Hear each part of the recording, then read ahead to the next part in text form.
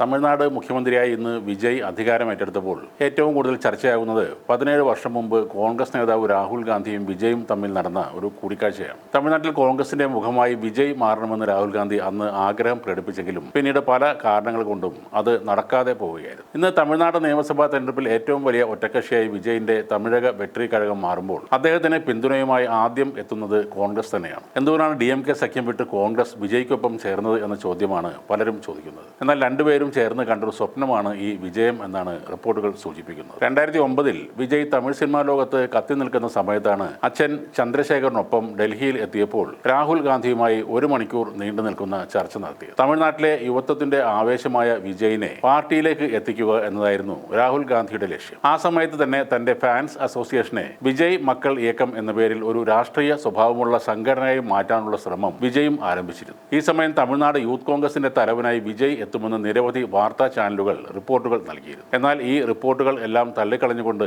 ഇപ്പോൾ സിനിമകളിൽ ശ്രദ്ധ കേന്ദ്രീകരിക്കാനാണ് താൻ ഉദ്ദേശിക്കുന്നതെന്നും രാഹുൽ ഗാന്ധിയുമായുള്ള ചർച്ചകളിൽ കോൺഗ്രസിൽ ഒരു സ്ഥാനം നേടുന്നതിനെക്കുറിച്ച് ഒന്നും സംസാരിച്ചിട്ടില്ലെന്നും അന്ന് വിജയ് വ്യക്തമാക്കിയിരുന്നു. 108 സീറ്റുകളുമായി TVK ഏറ്റവും വലിയ ഒറ്റക്കക്ഷിയായി തെരഞ്ഞെടുപ്പിൽ ഇപ്പോൾ വിജയിച്ചു. അധികാരത്തിലെത്താൻ ആവശ്യമായ ഭൂരിപക്ഷം ഇല്ലാത്ത സാഹചര്യത്തിൽ DMK സഖ്യം വിട്ട് കോൺഗ്രസ് വിജയ്ക്കൊപ്പം ചേരാൻ തീരുമാനിച്ചത് ഇന്ത്യൻ രാഷ്ട്രീയത്തിലെ തന്നെ വലിയൊരു നീക്കമായാണ് രാഷ്ട്രീയ നിരീക്ഷകർ വിലയിരുത്തുന്നത്. കോൺഗ്രസ് വിജയിനെ പിന്തുണയ്ക്കുന്നതിന് പിന്നിലെ പ്രധാന കാരണം DMKയുടെ കുത്തക തമിഴ്നാട്ടിൽ തകർക്കുക എന്നതാണ്. ഇന്ന് തമിഴ്നാട്ടിൽ മുഖ്യമന്ത്രി കസേരയിൽ വിജയ് ഇരിക്കുമ്പോൾ അതിന് പിന്നിലെ പ്രധാന കരുത്തായി രാഹുൽ ഗാന്ധിയുടെ കോൺഗ്രസ് മാറുകയാണ്. എന്നാൽ കോൺഗ്രസിനെതിരെ രൂക്ഷ വിമർശനവുമായി എത്തിയിരിക്കുകയാണ് പ്രധാനമന്ത്രി നരേന്ദ്രമോദി. തമിഴ്നാട്ടിൽ DMKയെ കൈവിട്ട് TVKയെ പിന്തുണച്ച് സർക്കാരിന്റെ ഭാഗമായതിന് പിന്നാലെയാണ് മോദിയുടെ ഈ വിമർശനം. 30 വർഷത്തോളം പ്രതിസന്ധി ഘട്ടങ്ങളിൽ കൂടെ നിന്ന DMK രാഷ്ട്രീയ കാറ്റ് മാറി വീശിയ ഉടനെ തന്നെ കോൺഗ്രസ് ഒറ്റിക്കൊടുത്തുവെന്ന് മോദി പറയുന്നു. അധികാരത്തോടുള്ള അത്യാർത്തി മൂലം അധികാര കൊതിയന്മാരായ കോൺഗ്രസ് കിട്ടിയ ആദ്യ അവസരത്തിൽ തന്നെ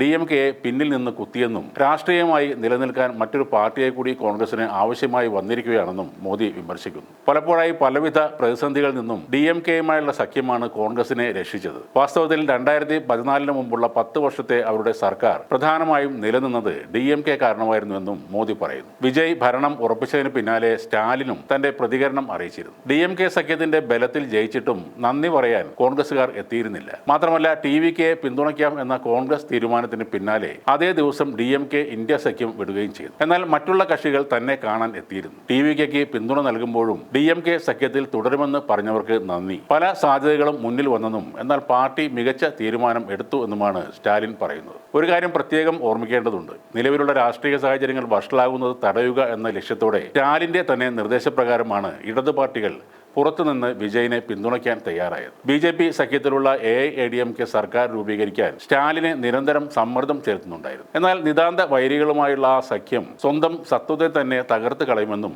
ജനങ്ങൾ സ്വീകരിക്കില്ല എന്നും വ്യക്തമായി അറിയാവുന്ന ആളാണ് സ്റ്റാലിൻ. അതുകൊണ്ട് തന്നെ അദ്ദേഹം നിലവിൽ സ്വീകരിച്ചിരിക്കുന്നത് വളരെ മാതൃകാപരമായ ഒരു നിലപാടാണ്.